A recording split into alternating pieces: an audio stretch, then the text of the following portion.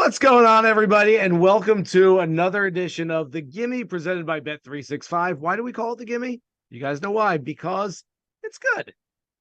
Oh, and hello from the East Course here at Oak Hill Country Club for this week's PGA Championship. I'm Jason Sobel. He's Roberto Arguello. We're going to speak with Kevin Roth, the meteorologist, talk about the weather in just a little bit. We're going to break down everything on the board for this week's second major championship of 2023. Favorite outrights, props, matchups, first round leader plays, etc., etc., etc. You guys know, like I said, all the good stuff. Before we move any further, let you know that the Gimme is presented by Bet365, the world's favorite sportsbook brand. Sign up with promo code ACTION to get Bet365's exclusive sign-up offer in New Jersey, Colorado, Ohio, and Virginia. Bet $1 and get $365 in bet credits. Terms and conditions apply. Gambling problem? Call 1-800-GAMBLER. We take a look at the top of the board for Bet365, the outright odds this week. And after a little shuffling back and forth, we wound up with co-favorites after everything. The two best players in the world. Jon Rahm at plus 750. He is the Masters champion, trying to become the first player since 1975. That was a guy named Jack Nicklaus. You might have heard him, to win both the Masters and PGA in the same year. He, of course, is tied at the top with Scotty Scheffler. I spent some time today with Scotty's dad, Scott Scheffler. There might not be a nicer guy in golf. By the way, if you want to know who the nicest people within the golf circles are, go find the fathers of really good players. Jerry McIlroy is included in that. Sean Spieth, Jordan's that. Mike Thomas. They're all really good people. I don't know. I guess if your kid becomes a great golfer, you become a really nice guy. So in any case, we moved down the board. Rory McIlroy, an honorary member here at Oak Hill. He is 12-1. Xander Schauffele, 16-1. Patrick Cantlay, 18-1. Brooks Koepka rounds out that top tier following his runner-up finish at the Masters last month. He is 20-1. We'll talk about those guys and so much more. As always, Roberto, we've been given $100 for our portfolios this week to bet any which way we'd like. Let's start with some outrights. Where are you going with yours? Hey, Jason, I'm going to go with Patrick Cantlay, spending $10 of my $100 portfolio. And it's because he's got an elite all-around game, including second overall in total driving so far this year on tour, sixth in strokes gained total. He's also 10th on tour and putting from 4 to 8 feet. And we know that those clutch putts are what will swing a major championship throughout the weekend. And then while his sand numbers are down this year, last year on tour, he finished 22nd in sand save percentage. So he's historically shown that he can get it done around the bunkers. And that's going to be a big challenge this week with Andrew Green redesigning this golf course at Oak Hill, the East Course, in 2020. So it looks very different than the challenge that we saw in 2013 when Jason Dufner won here at the last PGA Championship at Oak Hill. I like Patrick Cantlay as one of the best all-around players, and like a few of the players in the last few weeks who hadn't had a win on tour so far this year or in a while previously, who have been knocking on the door, Patrick Cantlay is finally going to bust down the door and get that win this week. He's going to win a major at some point. Look, two things. First of all, his second event with Joe LaCava on the bag. Certainly Joe LaCava knows how to win a major championship, but they're still going through perhaps some growing pains or perhaps a new caddy bump, which has happened in the past as well. Second thing, and I have no idea if this means anything. I'm just the messenger here, but Patrick Cantlay canceled his Wednesday afternoon pre-tournament interview session with the media. No word as to why, but he wasn't there for that. I don't know. Maybe he's just so dialed in, he doesn't want to talk about it. And so maybe it's not a bad thing. Again, I'm just the messenger. I'm just throwing it out there. All right. I am going to start with friend of Patrick Cantlay. His name's Xander Schauffele. He is 16-1 this week. And look, I just like a guy who's been trending in the right direction and hasn't quite peaked. This is something that Tiger Woods has talked about for the better part of the last quarter century, which is I'm trying to get my game to peak 4 times per year. I've talked to players about this over the years. How do you get your game to peak? Jason Day once told me, I don't know. He just kind of shrugged. I brought that up to him again this week following his win at the Nelson last week. And he goes, yeah, I might just shrug again because I have no idea how I'm going to peak 1 week later. after I just won. In any case, Xander hasn't quite peaked yet. And that's what we've seen the last 3 weeks on the PGA Tour. Guys who are playing really well and haven't quite had that big spike week, that big result. Tony Finau, Wyndham Clark, Jason Day, as I just mentioned. Xander Schauffele could be next on that list. I've got another outright in just a minute on a guy who I think also could have a similar spike. But look, we all know Xander plays well in the major championships. Top 10 in 10 of 23 in his career so far. He, like Cantlay, is going to win one at some point. This should be a really good setup for him. Roberto, who's your second outright? I'm going to go with Joaquin Niemann as my second outright. He's at 90-1 out there, and I'm betting $4 on him of my 100. He's long, and he plays this little cut off the tee.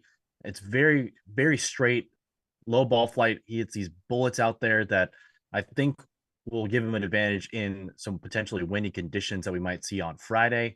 He also, while we don't have data from the Live Golf Tour since he joined them in the fall last year on tour, he finished in the top 35 in strokes gained off the tee, approach, and around the green, which will all be very key this week. He's also still a young player, only 25-ish years old, so he's still got a really high ceiling. We saw that when he won previously at the Genesis Invitational at Riviera, another big-time golf course and a big-time field.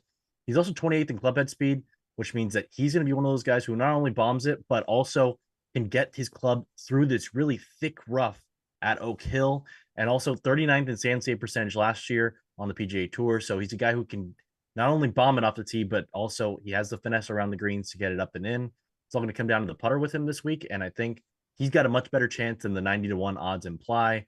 Got him at a bigger number earlier, but there's still value on the number out there. I really like Joaquin Niemann in a year after there was another Chilean, his friend Mito Pereira, who played a key role in this championship last year. Yeah, that makes a lot of sense. I want to go back to one thing you said in there. I assume Greg Norman is watching this week because what else does he have to do? Of course he's watching. Greg, you're spending 9 figures on signing bonuses for players on Live. Can we get some data, please? Please. We like looking at analytics. We like looking at numbers. Just data. I mean, just give us a nibble. Put something on the website, maybe. That would be nice. Just throwing it out there. That's like, this is a very mild Live criticism. This isn't like I can't believe those guys. Just give us some numbers. I mean, we're not asking for much. All right. My second outright this week is a guy who's actually atop my list because I just like everything he's doing, except maybe a trip to Korea last week. Although he did go to Korea and won the golf tournament. He's got 3 straight top 10 finishes on the PGA Tour. Much like Xander Schauffele, my first outright play, Sungjae Im is moving in the right direction. I've been saying, Roberto, for the better part of the last 3 or 4 months that Sungjae is quite honestly mispriced on a regular basis in the marketplace. I think he's as talented as a Colin Morikawa, a Victor Hovland, a Jordan Spieth, maybe even, I don't know, a Tony Finau that's getting there, but he just hasn't won as much. He only has 2 career PGA Tour victories, and so he's not priced as short as some of those others on a regular basis.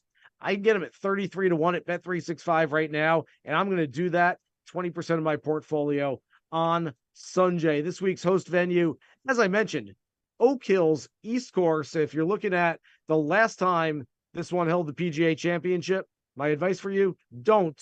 The entire course has changed. As Jason Ballard, the head golf professional, told me a few days ago, well, it's still a par 70. Other than that, there's not much the same from the 2013 PGA Championship that Jason Duffner won. It's playing to 7,394 yards, a par 70. As one player told me on Wednesday, this is the hardest golf course I've ever played, without question. I can't even think of one that compares to it. There's a lot of talk. I thought coming into the week that this would be a hybrid US Open / PGA Championship type of setup. I've been corrected a little bit by some players who are like, nah, it's mostly US Open. This looks a lot more like a US Open than a PGA Championship. And yes, the weather is going to play a factor. As you can see, I've got a golf shirt underneath, a hoodie underneath a puffy jacket. It's cold here in Rochester. Let's bring in our meteorologist, Kevin Roth. Kevin, give us some good news. Tell us it's going to warm up a little bit, please. Hey there, Roto-Grinders meteorologist Kevin Roth here with your action weather update. And of course, we're talking some golf, the PGA Championship in Rochester, New York, ongoing. And I do think the weather is going to play a role in this. Not the first day. Round 1 is incredible weather all day Thursday. You're talking dry conditions, winds of around 5 miles per hour, if that. So Thursday is beautiful. But Friday, those winds start to pick up overnight and into Friday morning. You should be looking at sustained winds through Friday morning of around 15 miles per hour. And some of the model guidance is suggesting that as you move into the late afternoon on Friday, those winds are going to drop more like 5 to 10 miles per hour. And that would give an advantage to those who are still out on the course, in particular later in the afternoon on Friday. So if you're trying to pick a side here or a wave, I do think that the best way to go is very early on Thursday and very late on Friday. I think you get maybe even a little bit of an edge on both days doing that. And then as you move into the weekend, it does look like rain is back in the picture on Saturday, but I'm not seeing any specific betting edges for that. That's your action weather update. I'm meteorologist Kevin Roth. Kevin, thank you. Love having him here on the show. His debut here on the Gimme, a little postscript to something he said. I have heard around these parts that it's almost definitive we'll have a frost delay on Thursday morning. The first round won't start as scheduled. I don't know if it's going to be half an hour. I don't know if it's going to be 2.5 hours, but don't expect them to be playing golf when you wake up in the morning because it's going to be 35 degrees out. It's going to be very cold and frost on the ground. What does that mean? Well, maybe the beginning of the opening round plays a little bit tougher, and I don't think they finish on Thursday. The late finishers for Thursday, they're going to finish up on Friday morning, go right back out there. Everything's going to get a little bit more jumbled, so it's going to be a little tougher to figure out which draw has the better side of things. But let's get back to the bets, our player finishing position bets in the Bet365 market. We're going to buy one. We're going to sell one, Roberto. You start. Who are you buying? I'm going to buy Hideki Matsuyama. This is one of my biggest plays this week, putting 25% of my portfolio on him to finish 42nd or better this week. You mentioned just a moment ago how a lot of people were comparing this to other PGA Championships or more US Open just because of how difficult it's going to play. Hideki Matsuyama, because of his elite approach play and short game, is someone who has thrived on these more difficult types of golf challenges year in and year out. And in 12 of his last 13 PGA Championships and US Opens combined, he's finished inside the top 42, which would cash this bet. There's a little bit of concern around his neck, which is why he's dropped, and he spent some time back in Japan previously. But he bounced back last week with a tie for 23rd at the Byron Nelson. Also hasn't finished outside the top 25 in any of his last 3 starts, and we know this neck problem has lingered, so it's not something new that he's dealing with. I really like his floor being really high, and his ceiling, as we know, he's won a Masters before, is also astronomically high as well, depending on that health. But you also mentioned this is more likely to play more like a US Open than a PGA Championship. He's also finished in the top 42 each of the last 6 US Opens. So I really like Hideki's chances of exceeding this. That's why it's one of my biggest plays this week.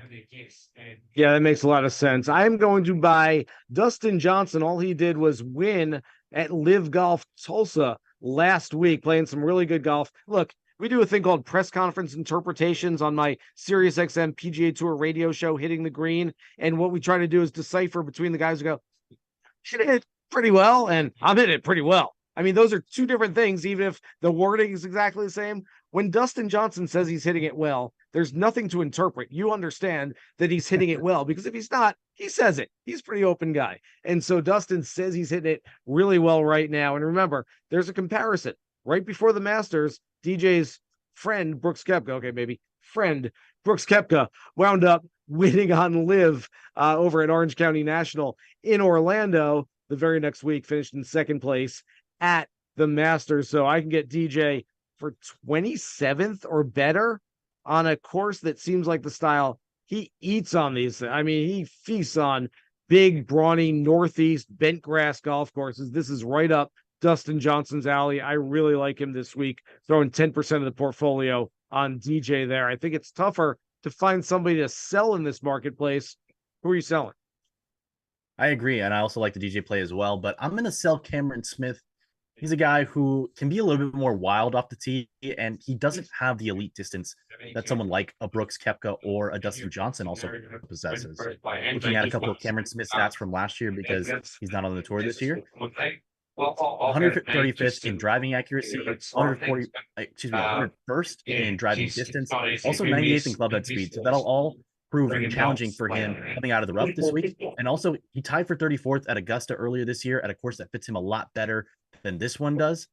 I'm also selling high on him after a few high live golf finishes, including a loss in playoff this week to DJ. I think Cam Smith just doesn't have his irons quite dialed in as much as he needs to. and that little erratic play off the tee will come back to bite him this week. Yeah, I think that makes a lot of sense. I'm going to sell a guy who has missed the cut in his last two starts at the Masters and the Wells Fargo, where he usually plays some really good golf, and that is Rory McIlroy. I can get him at 17th or worse. And look, we talk ceilings and floors all the time. Rory McIlroy to me this week, he's a skyscraper. He might finish in the penthouse. He might finish in the basement. And quite frankly, I wouldn't be surprised if he wins this thing by 5 or misses the cut by 5.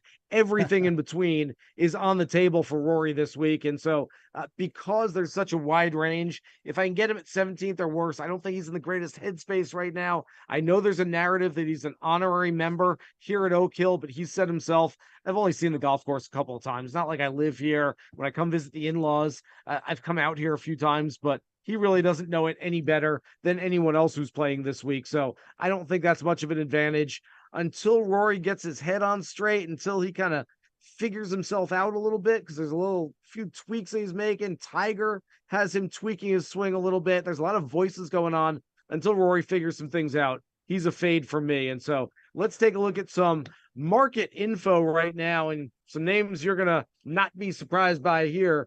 Public going chalk for another major championship. Highest ticket percentage right now on Jon Rahm. He's getting 8.3% of the tickets. Brooks Koepka second. Scotty Scheffler third. Highest handle percentage, again, Jon Rahm. That's up to 12% of the handle.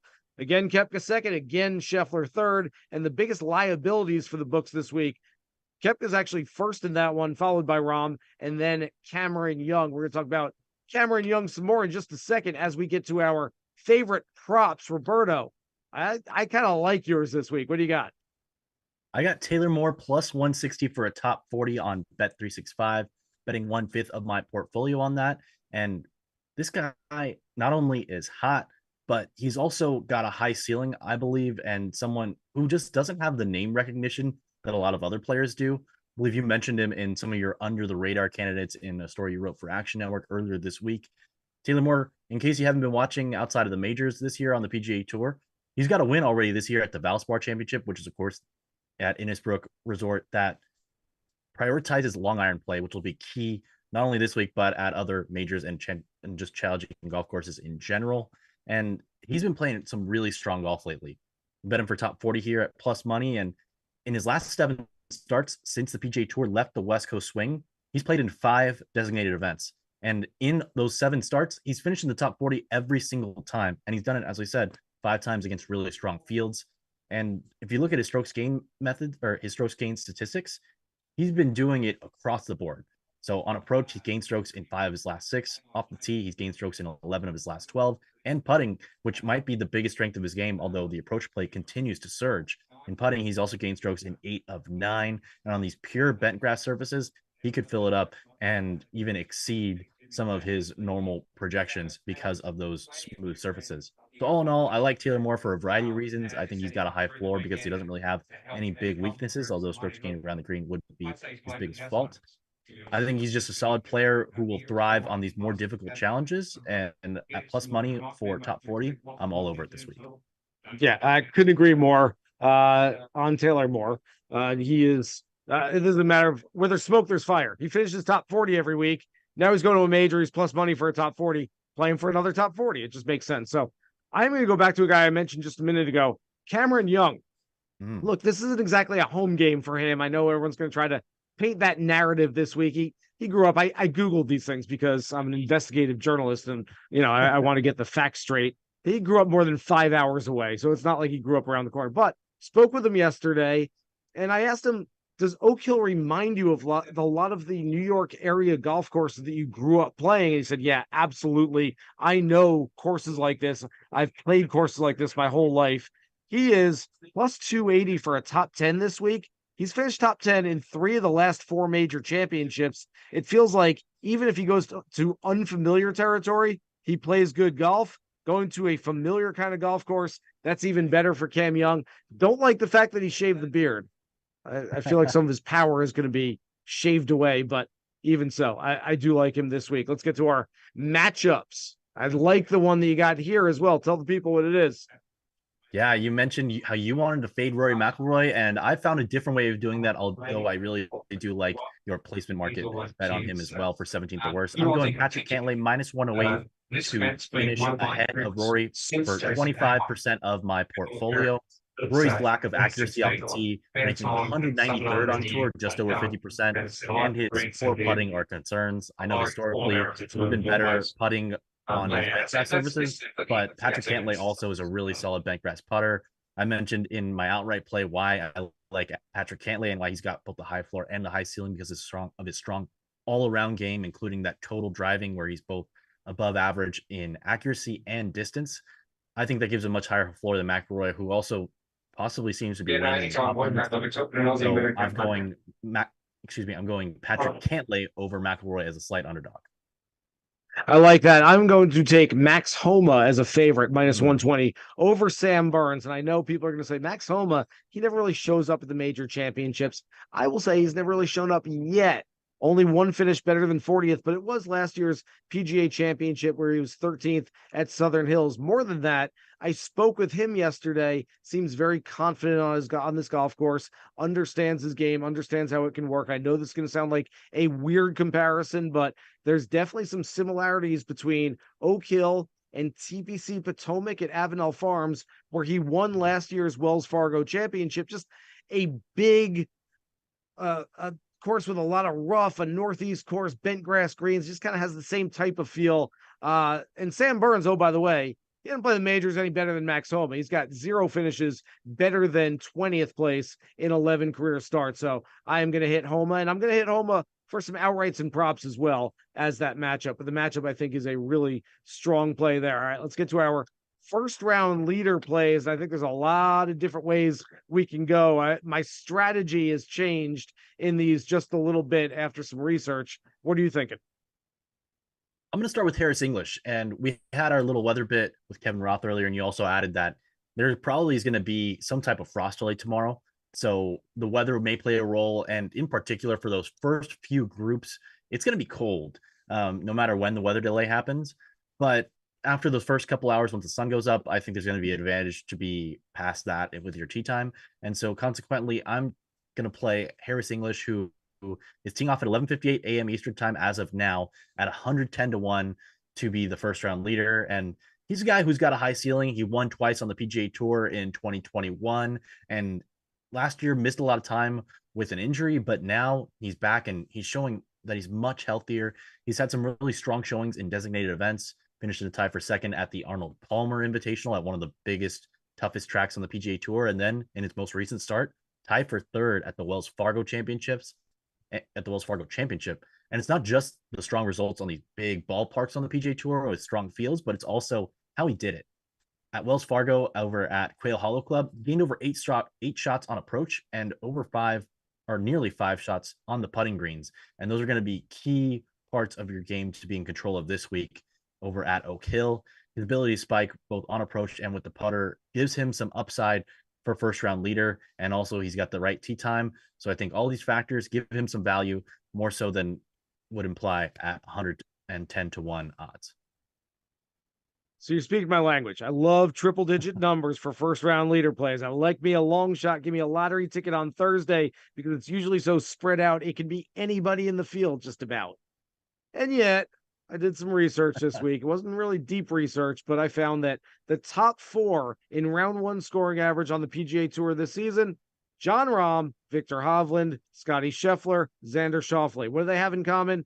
They're all really good at golf. Doesn't matter what day of the week it is. And so I've started thinking, you know what? Instead of chasing the long shots, let's go after one of these guys. And Victor Hovland's got the biggest number of those 4. I like Victor this week. I don't love him. I think at some point that lack of a wedge game around the greens is going to bite back at him, and he's going to make some bigger numbers, but I don't mind a single round investment. So at 40-1, I can get a guy who's second on the PGA Tour this season in round 1 scoring average, 68.08. And I can play him for Thursday only. I like that for Victor, and I'll save the full round bet on him for a place where you don't have to use those wedges around the greens as much. All right, one and dones. Everybody's playing one and dones this week. You're in a pool, you're in some sort of office pool, like whatever it might be. You're picking somebody in a pool and you can't pick them again after that. All right, where are you going with yours, Roberto? I'm going with the guy who tied with Victor Hovland for the first round lead at the Masters, and that's Brooks Koepka.